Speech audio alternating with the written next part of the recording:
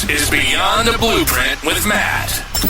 Whether you're seeking to unlock the secrets of real estate success or seeking guidance in the world of marketing and coaching, you're in the right place, helping to educate and motivate you through real-life experiences with work and life. We'll uncover stories like how a family's homeowning dream turned into their living truth, or how a struggling rookie transformed into a top realtor.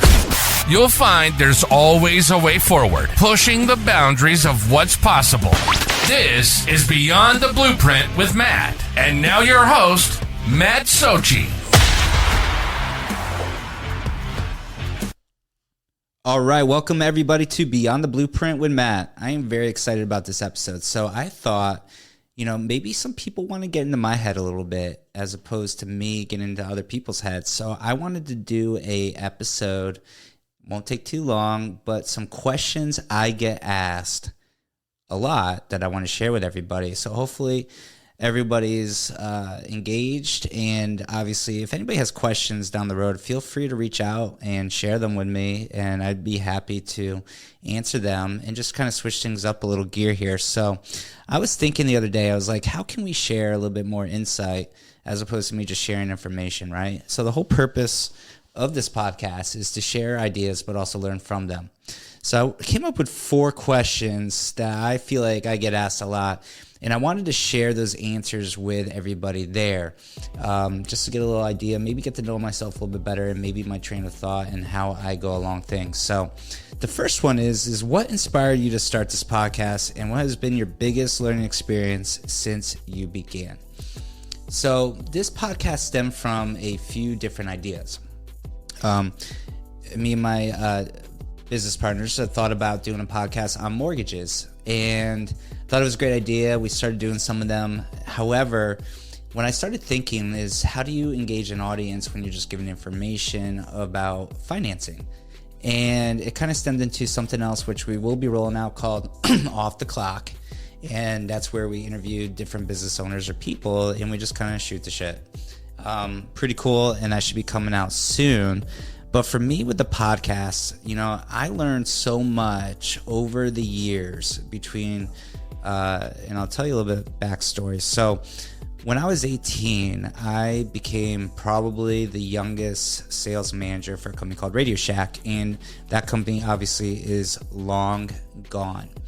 And if you could just imagine being 18 years old, just out of high school and having to terminate people that were 2 or 3 times your age because of whatever, it was really difficult. And I learned a lot over the years from working there is because there were a lot of different programs and mentorships that I went through working with division vice presidents, regional leaders, etc. And as that journey continued, I went to work for a company called AT&T, and it was singular at the time. There were 2 separate companies, but they merged. And I learned probably most of my skill sets from those 12 years of working in retail in different positions. So the podcast, Beyond the Blueprint, is kind of like taking things to a different perspective or level and using different, we'll call it, significant stories or milestones or timelines of what I've learned over, the last, we'll call it 20 years of being in retail, customer service, and sales, and sharing that with other people. And then obviously I took a big jump. I jumped ship from W-2, consistent paycheck to not getting paid at all unless I close mortgages. So the whole vision behind Beyond the Blueprint is to help educate and teach and motivate people to get outside of the shell and outside the box thinking, so that way they could grow and be successful in their careers. I would say the biggest learning experience is, number one, equipment. I've had the equipment here for years, never used it, never learned how to use it. But I would also say is how to deliver a message. And I'm still learning on that and hopefully getting better as we do these. I wish I did it a lot sooner.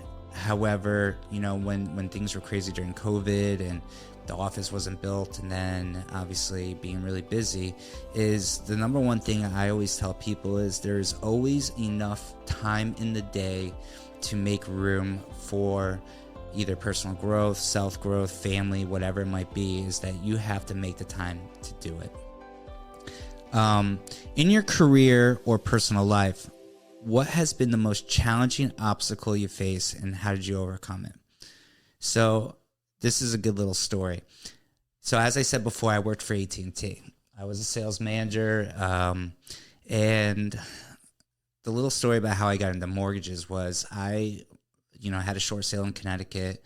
I was living in Florida, obviously with Melissa and our family, and I got a mortgage for our first home together here in Naples, Florida. And I had to go to a bank and do almost, not a private mortgage, but basically a portfolio mortgage because of the short sale. And I was in an adjustable rate mortgage. Well, the 5 years was coming up, and that 4% rate could be 6%, 7%, whatever the indexes were back then. So it was time to refinance. And that's how, I met Glenn, who owns Premier Mortgage. And we were having a conversation, and I was working for AT&T, and I was like, hey, what is it like doing mortgages? My curiosity, I was intrigued by it. And then we had a conversation, and it was just like, hey, you got to take a test, and it's a 20-hour program, and you got to pass a test that not many people do, at least on their first try. And then you help buyers get mortgages for homes or refinance their home like you're doing now. And I would say, after passing, because I failed the first time, I talked about that in one of my first episodes, but after I passed and I found a new passion with the skill sets I've learned of customer service and helping people by doing it in a way for them to get keys to their house or save money on their current mortgage by doing a refinance, is I had to take basically a leap of faith, right? So it came to a point where I was like, I can't do both jobs at the same time. And I remember sitting outside in the parking lot, calling Fidelity to see, all right, how much money do I have that I could pull out of my retirement for reserves as I make a transition from, W-2 with a company to going self-employed 1099. And it was pretty chilling and scary. And I remember Melissa and I talking about it, and she's like, you could do this, you got this. And she was super supportive over it. And I had no choice but to do it and be successful at it. And I would say the biggest thing there is, a big test of resilience for sure, but also learning and developing things in a different spectrum. And I had to. I didn't have a choice. I had to figure out, how can I grow a business? And it doesn't happen overnight. It takes time to do so. But once it happened, it was like, oh my gosh, like, I can't believe I didn't do this 20 years ago, right? I guess in the market you could say I'm newer, but I've figured it out, and thankfully and very blessed to say that I've helped over, 400-500 people get into a home. But the message there is that you got to have determination, you got to be motivated, you got to be disciplined, and you could do it. Because if I just gave up or just couldn't figure it out, just like a lot of people that are in the real estate industry, they go back to Ubering or doing other jobs because they didn't stick to it and they didn't think outside the box or beyond the blueprint. Third question: if you could interview any person, living or dead, on their podcast, who would it be and what would you ask them? That's a good question. There's a lot of people I like and who I like to interview, but to keep it more general is I like to interview and learn from successful self-employed people. And I think that's what we're going to be doing moving forward, starting in February. Got a really exciting one lined up for the end of the month. But learning from how they created a company, right? And I've heard the cliche, and I'm sure you have too, is you wrote it down on a piece of paper, and now a multi-million-dollar company. I want to hear those stories and share those stories because I think it's powerful that a lot of the companies that we all recognize and know, for example, Apple, that started in the garage. In the garage. Can you imagine? and now we use all that technology and it's a bazillion whatever worth company, is that if I could interview anybody, it's going to be those who have gone through the resilience, have taken the steps backwards, have fallen flat on their face, but listening to how they transformed an idea and made it into something really, really big and powerful. And I think that's where I would go with that. Number 4, what's a piece of advice you often find yourself giving but find challenging to follow in your own life? Consistency. I think that's a big one. I think when we think of consistency, and everyone probably has a different definition of the outcome of that, is being able to do something or produce something and doing it in a manner that's not sporadic. That's Matt's definition of it. And I think that's difficult because I even realize myself is that I go through spurts sometimes where I'm like posting videos on social media, and then I disappear for a minute, and then I'm like, whoa, I got to get back in the game. And I talk to a lot of other people too, and I'm like, man, you're doing a lot. I see your stuff, and all of a sudden they disappear, and I'm like, where'd you go? What happened? Oh, I got to be more consistent. Right. So I think consistency is a very big challenge for everybody because shit happens, right? Things pop up, and you were supposed to do an interview or make a phone call or talk to a client, but then something happened. You got to go get your kid from school, or there's practice, or a life event happens, and there's a lot of things that get thrown in your way that can throw your consistency off. If you look at like professional athletes, right?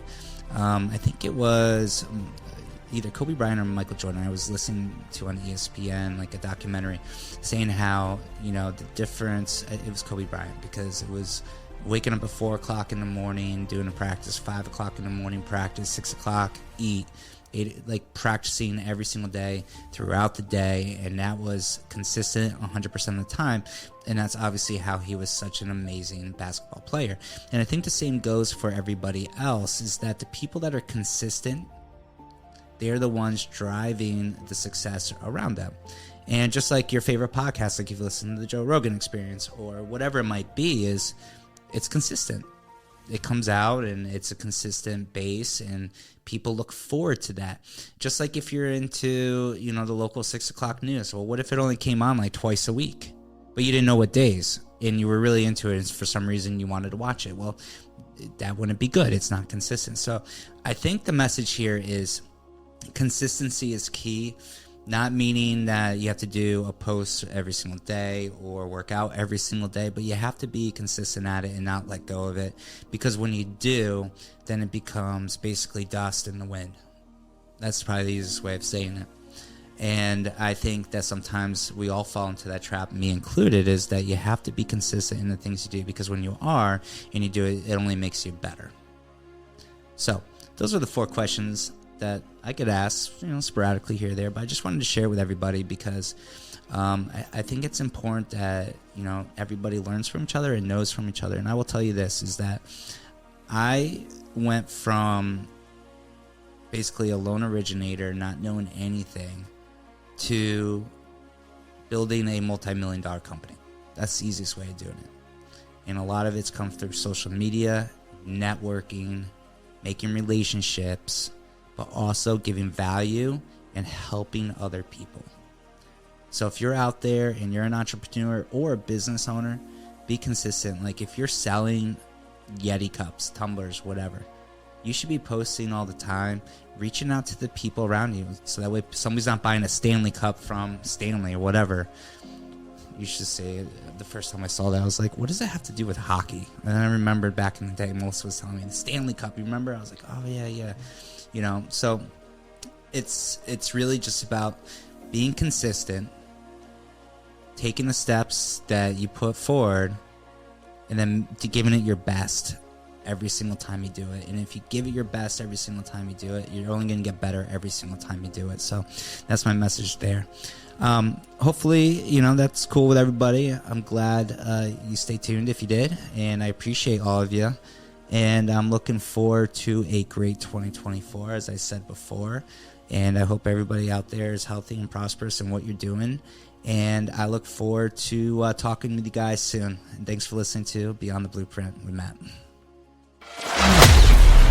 You've been listening to Beyond the Blueprint with Matt. Matt's passion is to talk about breaking the mold and exploring the uncharted territories of mortgages, real estate, faith, marketing, coaching, and so much more. Helping to show you there's always a way forward. Thanks so much for listening to the show. We hope you've enjoyed it. If you did, make sure to like, rate, review, and subscribe. We'll be back soon. But in the meantime, you can find us on YouTube and Facebook and on all the major podcast channels at Beyond the Blueprint. See you next time.